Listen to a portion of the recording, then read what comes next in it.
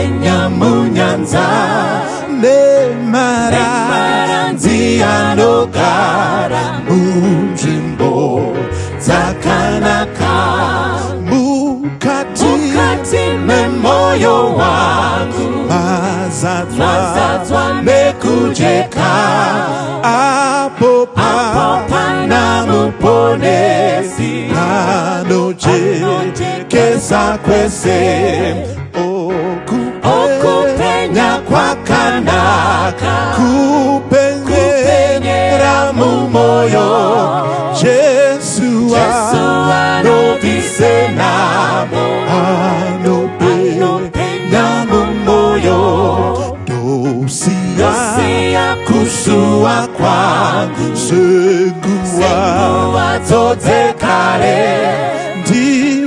ndifukidze nekutenda undipe nikutenda kumusha wembiri uyo makandikadzirira moyo wangu unotenda emweya unovuma okupenya kwakanaka kupenyera mumoyo Jesu anobvise namo anopenya mumoyo simanditenga dawa wenyu narini ngaipute mwenye yeze iputire yetenzi kumusha wembiri uyo makandikadzirira moyo wangu unotenda nemweya unovuma okupenya kwakanaka kupenyera mumoyo Jesu anobvise namo anopenya mumoyo okupenya kwakanaka kupenyera mumoyo Jesu anobvise namo anopenya mumoyo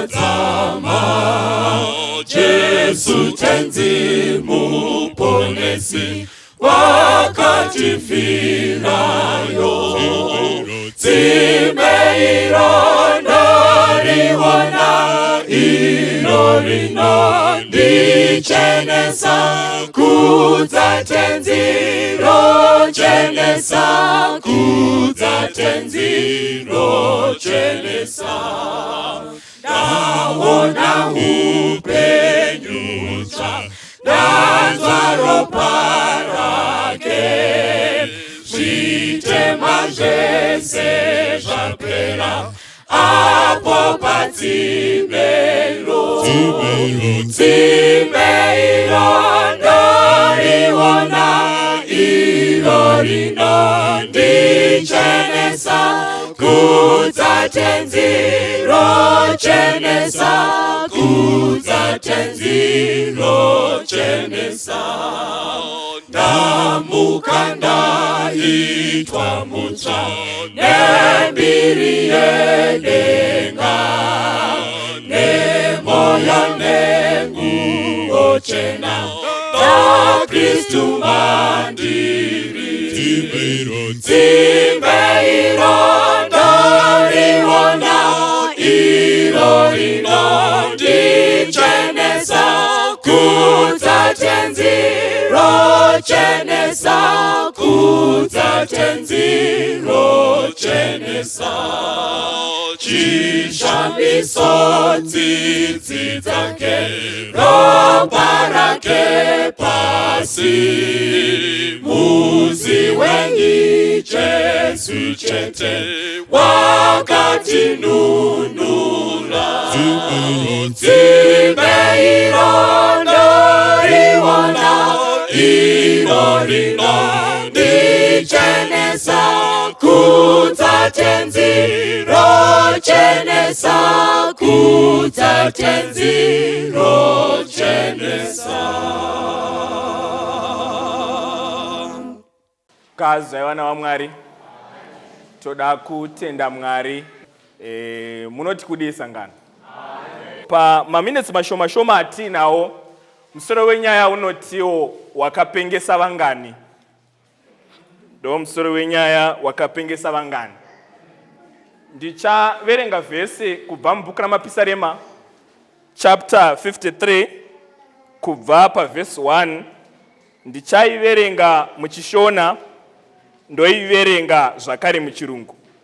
Vhesi iri tinoriziva, vhesi 1 notiro benzi rakati mumwoyo maro Mwari hakuna, vakavora vakaita zvakaipa zvinonyangadza, hakuna unoita zvakanaka. Vhesi 2 Mwari ari kudenga wakatarira pasi kuvana vavanhu kuti avone kana wakachenjera aripo unotsvaka Mwari. Vhesi 3 mumwe nomumwe wavo wakadzokera shure, vakasvibiswa pamwe chete, hakuna unoita zvakanaka kunyangwe nomumwe. Mwari akomboere shoko rake. Mapisarema chapter 53 is one of those chapters dzandai enjoya kuparidza even when I was very young. I remember one of my first time when I stood to preach, I think I was around Form 1, Form 2, thereabout. Ndakavhura Mapisarema 53, ndikati benzi rakati mwoyo maro Mwari hakuna. Munoziva kuti ndakabva ndatoita sei chechi yaMwari? Ndakabva ndatotanga kutofamba ndikabuditsa pachena kuti haudi kuudzwa mustreet kuti iri benziri. Unogona kutongoona nedressing kuti apa paita zvebenzana. I remember ndichirova zvakanaka ndichibuditsa pachena kuti even ukatarisa kamudyiro unotongoona kuti apa hadzipanani moto. But like Paul said, anoti when I was a child ndaifunga semwana. Pandakazoti kurei ndati kurei ndakadzoka pavhesi. Ndadzoka pavhesi chakazoita kuti ndizonyatsova neshungu pavhesi chechi yaMwari pandakaona chapter 53 yeMapisarema yakafanana na chapter 14 verse 1, 2 and 3 mukazonoiverenga. Because of our time hatisi kuzoiverenga. Then ndapedza kudaro yota mashero ndakazonetseka pandakazoti dzidzei kachirungu netuchirungu. Ndikaverenga rechirungu riri kunditi the fool had said in his heart. Munoziva word rekuti the fool. Ndava ndichitaura neshamwari yangu ikabuditsa pachena ikatestifya kuti the fool kana kuti the fool, the mukamudzidza zvakanaka, that's a definite article. Kana tika ma-English majors, kana tikatora definite article, what it means is, kana tikati the fool had said in his heart, zvobuditsa pachena kuti the fool is known and the fool is definite. In other words, regai ndibuditse ndingoti pakanzi ipo changa pane mota dziri panze apo toda kuti umhanye kutown, pane makiya akawanda apa, ingotora mota umhanye kutown. Ndinongosvika ndogotora chero makiyi ndobva ndamhanya kutown. But kana pakanzi tora mota iya uende kutown, zvoreva kuti mota iri kutaurwa yakasiyana nedzimwe mota. Fambai nemi zvakanaka. So when the Bible is saying the fool had said in his heart there is no God, zvoreva kuti iri benzi iri riri specific and special from all other fools. Tirita say the church, Famba ini zvakanaka. Verse 1 yati. The fool yakati mumoyo maro Mwari hakuna. Mapanzi wapo. Asi pari kunzi chiri kuita kuti the fool iti mumoyo maro Mwari hakuna. It is because of the findings dzaita. Famba ini zvakanaka. Maybe before I continue, allow me to submit to say, I will be foolish to call this fool foolish. I will be foolish to call this fool foolish. Why? Because iri benzi iri. This is zvakanaka church. Conclusion ye benzi pa verse 1. Yet iyo, there is none that doeth good. Tiricheseri. Mukaverenga verse 2 na verse 3. Bible rikuti Mwari ari kudenga. Ari kubva atarisa pasi. Atarisa pasi. Ari kuona conclusion yebenzi. Obva aitora, obva aitawo conclusion yake. Amuna chamanzwa. Regaindi kubatsire kuona verse. Verse rikuti. There is none that doeth good. Then Mwari obva ati. There is none that doeth good pa verse 3. Even one. In other words, Mwari ari kuti, yes, urifu. But urifuka. Your findings are very correct. And this is satisfactory work. Because my findings ako ndiwo my findings andaita. I remember some kind. Patairova ndo anoti ma dissertation ma project haya. Research methodology vaitibuditsira vakabuditsa kuti kuneya inonzi comparative. So in other words, Mwari pari kuita research. Ari kutora research. Obva ashandisa vanhu vari muchechi. Obva aona kuti vari muchechi nevari kunyika hakuna kana wani anoita zvakanaka. Kaendiwe nemi padhuze. Chiri kunzi fool is only the fool. It is because of the conclusion yaari kupa after the findings. Not the findings, but the conclusion. The findings are very true and correct because are the same findings zawani kona Mwari. But the conclusion is making the fool to be the fool.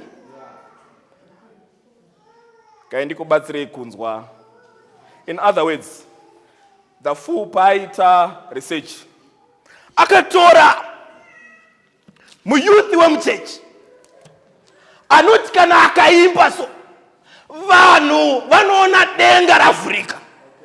Vanachanga vane misodzi iri padhuze. Misodzi inobva yatenga kutodona. Vanhu vaona denga. Ndokubva amutora ndokubva amisa. Ndokubva aenda kunyika.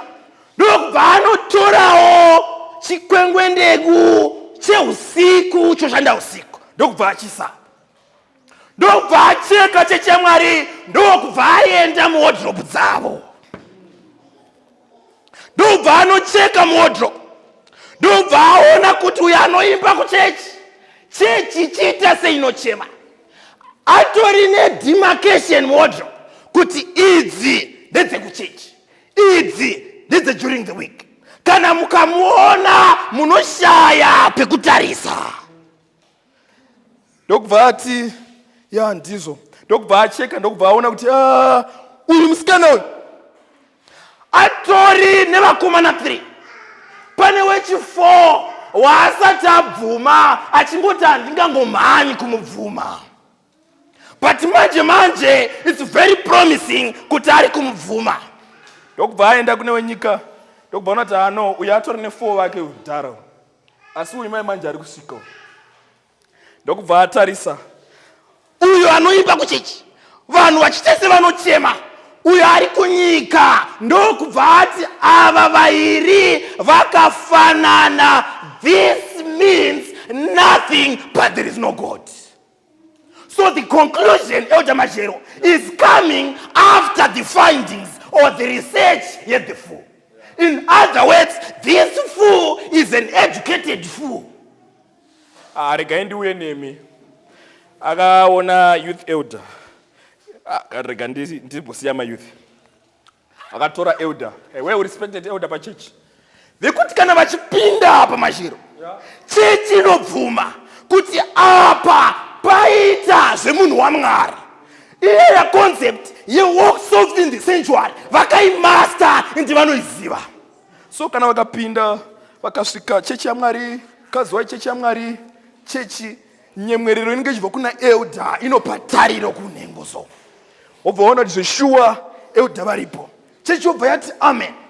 So it happened kuti vane small house isingazivikanwi nechechi.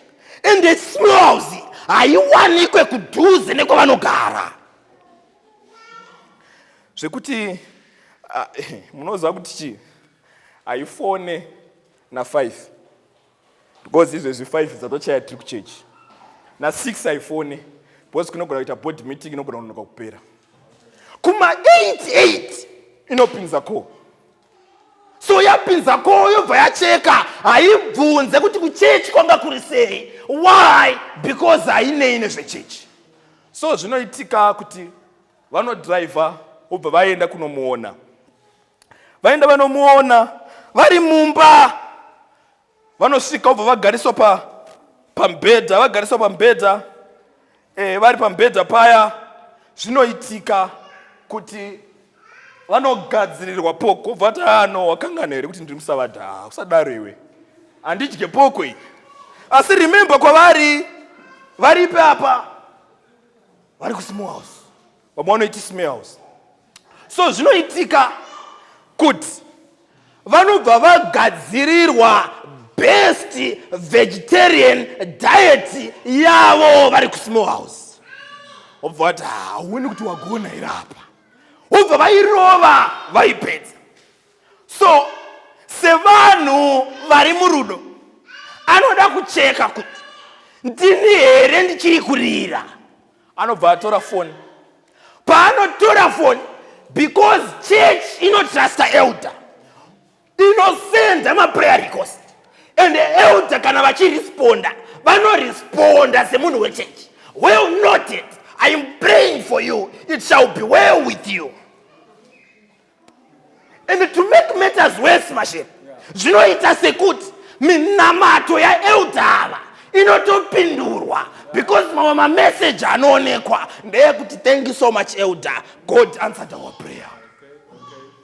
So one of these days small house yakagara pasi ikati kana a well respected elder of the church vachiita zvakadai asi Mwari asina zvaanovaita, havafi vari papulpit vanotoparidza vakadikitira seni vachirova vhangeri vanhu votendeuka. Anobva agara pasi obva ati this means nothing but there is no God.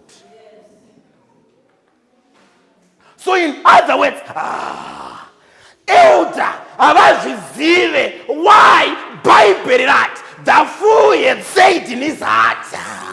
Haana kutaura, akataura mumoyo. In other words, kune vanhu vaifana kuuya muchechi yaMwari vasina kuuya. Why? Vakati there is no God. Why? Because of our actions. Toda timbofunga kuti netsoro dzenyu comrade vanhu vanobvuma here kuti kuna Mwari kudenga. Vanhu vazhinji vakazviudza kuti hakuna Mwari. Munoza kaini kudarika nepo youth elder vamwe vanondinakidza vanowanikidzwa pachechi. Ndi youth elder havazivikanwi musikana wavo asi vapa zera rekuroora, ende vanofarirwa nevanhu vepachechi vanovafarira big time, asi musikana wavo havazivikanwi. So vane kamwe kayellow bone. Iyo nyaya yekuti yellow iyi, that's why vamwe vakuda kutsuka semango vakura. So muyellow bone anorova surprise obva auya kuchechi. So anosvika youth elder ndovari kumberi vari kutanga vakabatwa nemweya iyo iyi nyaya yechiveve toiti mweya vari kumberi vari kurova lesson. Munoziva lesson ravairova, don't be unequally yoked with unbelievers. Vana mai vari uko, amen, wazvinzwa here? Ito nyaya yekusunidzirana imharidzo iyi.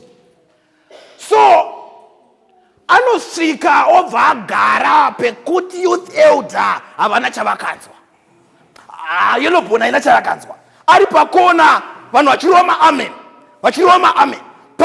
Paakaona kuti lesson rakunopera ndokubva angosvereredza ndokubva aenda. To make matters worse, musi uyu haasiri Yellowbone akafona, asi ndiyouth elder vari kubva kurova lesson vakafona. Munoziva kana vasikana sometimes vada vanenge vakanyura so ndokubva atodaira anomboitaura nyaya iyoyo ndokubva ati aurisei chichi itotiyo timasweet nothing ndokubva twataurwa ndokubva vaita zvekuti vakasangana vakaita zvavakaita. But one of these days the Yellowbone sat down akabva ati kana zvakadai zvichiitika, this means nothing but there is no God. Regai ndiuye padhuze tichivhara. So rimwe zuva akabva apindawo ndokubva atanga kurova research manje achishandisa changa ndokubva acheka kuti changa pane semoni yake yeya so yaakamborova pamandara ichibva yatopostwa arova mharidzo ndokubva atoona kuti ndiye changa kona ndokubva aona kuti musi weSaturday changa ari kuchechi. And to make matters worse, check this, ukatenga foni yako nasi ukaitenga inokuti isa makambozona inokuti isachi foni nyowani inoti mapedza obva atonyora hake changa Matthew at 3gmail.com obva akanda apo. So zvakamira saizvozvo foni yatorekodha zvainoita manje mashero. Kana ukaenda kusaiti yawaenda inotoziva kuti changa aloga in kusaiti. So mharidzo arova changa, arova mharidzo changa musi weSaturday arova adikitira zvadaro. Sunday ane chiveve, Monday, Tuesday kachiveve kachiripo kakupera, Wednesday ndokubva arega kuenda kumidweek. Paakangorega Wednesday manheru uyo changa Matthew aloga ini kune imwe site isingatauriki iyai. So kune vanhu vari behind vanenge vachiona kuti changa aloga ini kupi, vabva vaona kuti ndiye akaparidza, ndiye akadai, but nhasi tamubata. So kana munhu anoparidza achidai, this means nothing but there is no God. So in other words, in short church, ndiri kuti wakapengesa vangani vakati hakuna Mwari because of your actions. I'm asking myself as I'm asking you, vangani vakazviudza kuti hakuna Mwari because of your behavior?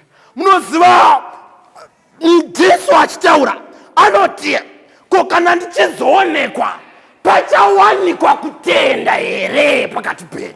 So the question that remains, ndeyekuti kana Kristu achizoonekwa wakatendeka aripo here kuti aponeswe. Let me talk to the church. Kudenga kuchaenda vatsvene. Umwe akandibvunza akati, but changa, is it possible to live a righteous life? Listen to my submission. Ndakamupindura ndikati, God is not a fool. Even Jesus is not a fool. That he would come and die on the cross for something that is impossible. Dai zvaisagoneka, dai Jesu asina kuuya kuzofa kuti vanhu vararame vasingatadzi. So chakaita kuti Jesu afe pamuti, it is because iwewe nene tinogona kuponeseka. Togona kuponeseka munhu waMwari. Togona kuponeseka. So let me challenge you as I'm closing this one. I think I don't need to close this one. Mugora 2024. Wakapengesa wakapengesa 2023. 2024. Audiwe here kuti Mwari ndakuya pamberi penyu kuti titaurirane zvitema zvangu kana ndichinge ndazvireurura. I'm so grateful nekuti 1 John 1:9 inondiudza pachena, if we confess our sins, he is faithful and just to cleanse us from all unrighteousness. Secret iripo mazviro ndekungoenda kuna Jesu. Kana uchinge waenda kuna Jesu, Jesu achaponesa vanhu. Why? He is still in the business of saving humanity. He's still in the business of saving humanity. I think let me end here. Aripo here anoti Mwari pandarowa self introspection ndazoona ndiri pa wanted list, but I'm saying no to this one. I need to start afresh kuti vanhu vasarambe vachipenga because of me, and that's my prayer as well. Aripo here akafana neni asimudze rokotana ngekunamata. Aripo here. I'm seeing hands there. Sumuka itinamata. Vakasumudza maoko sumudza itinamata. I'm very sorry. I'm not going to extend this call. Taakutonamata. So those who are saying Mwari taakuda kutotsanga nemi zvakanaka, ngativhare maziso tinamate. Baba vedu vari kudenga, totenda Mwari nekuti muri Mwari.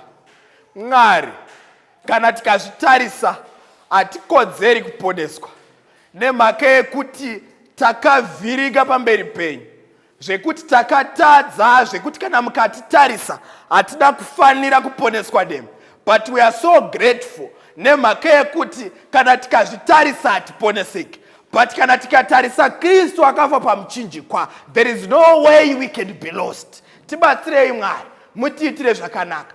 Sukaiwo Mwari zvivi zvedu, tariraiwo mai avo, tariraiwo baba avo, tarirai musikana uyo, tauriraiwo mukomana uyo, mumusuke kubva pazvivi zvose. Muchinge mamusuka mamuregerera, chatinoshuwira Mwari ndechekuti pamuchauya kuzotora vakaita kuda kwenyu, mugomira muchiti, you my faithful servant, wakaita izvo zvandakada. We are so grateful because we know kuti denga richange rakazara nevatadzi vakaregererwa. Tiregererei, mutipewo simba rekuraramirai, tikuraramirei, tiite izvo zvamunoda kuti tiite, tigova avo vamunoda kuti tigova. We are so grateful because we know kuti pese patinogara tichinamata munogara muchitinzwa. Patanamata apa, patasimuka netsoka, tichibuditsa pachena kubvuma kuti Mwari, we need you more than ever. Tiitirewo zvakanaka, mutinzwe, mutisuke